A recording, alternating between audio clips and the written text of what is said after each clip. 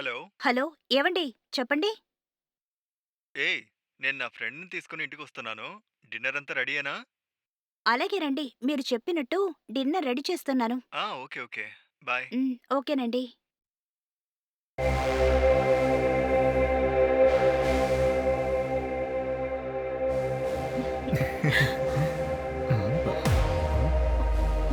లోపలికి రండి.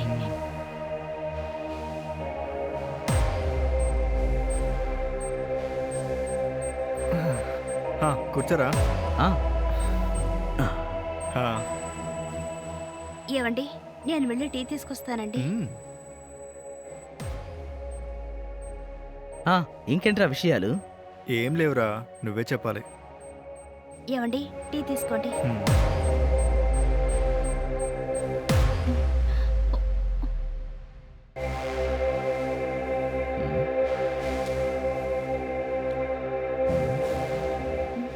ఇలా చూడు మీ వైఫ్ నాకు చాలా బాగా తెలుసు. ఆ! తెలుసా? ఎలా తెలుసు? ఒకరోజు తన్ని తీసుకొని లాడ్జికి వెళ్ళాను. రేయ్! చాలా ఆపు. ఇంకేం చెప్పకు. తను నా భార్య. అది కాదురా, నాకు చెప్పాలనిపించింది నేను చెప్పాను. సరేరా వదిలేయ్. ఇంకేమైనా మాట్లాడుకుందాం. ఆ! సారీరా. సారీ అండి. It's okay. నేను కాసేపట్లో డిన్నర్ తీసుకొస్తాను. మీరు మాట్లాడుతుండండి.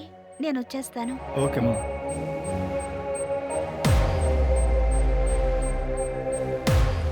రేయ్! నాకు 40 ఏళ్ళొచ్చాయి. నాకు ఒక్కరు కూడా అమ్మాయినివ్వలేదు. ఎన్నో పెళ్లి సంబంధాలకి వెళ్లి చూశాను గానీ ఎక్కడా కుదరలేదురా. పిల్లని చూడ్డానికి వెళ్ళిన చోట అందరూ నాకు ఇల్లు లేదు, ఆస్తి లేదు అని వెళ్ళిపోయారు. ఈమెని చూడగానే నాకు నచ్చింది. తిను నా లైఫ్‌లో ఉంటే బావుంటుందనిపించింది. హుహు. నన్ను పెళ్లి చేసుకుంటావా అని అడిగాను. కానీ తను చాలా హానెస్ట్‌గా నేను ఇలాంటి పని చేస్తున్నాను, నేను ఫ్యామిలీ లైఫ్‌కి సెట్ అవ్వను అని చెప్పింది. అప్పుడు నేను ఆమెతో నేను మిమ్మల్ని పెళ్లి చేసుకుంటాను. పెళ్ళయ్యాక ఇలాంటి పనులు నువ్వు చేయక్కర్లేదు. నిన్ను సంతోషంగా చూసుకుంటానని చెప్పాను. అప్పటినుంచి తను అలాంటి పనులన్నీ వదిలేసి నాతో కొత్త జీవితాన్ని స్టార్ట్ చేసింది. హ్మ్. కానీ నువ్వొచ్చి మొహం మీద అలా చెప్పగానే తను డిస్టర్బ్ అయినట్టుగా ఉంది. సారీరా. క్షమించు. ఆమె గురించి తెలియకుండా మాట్లాడాను.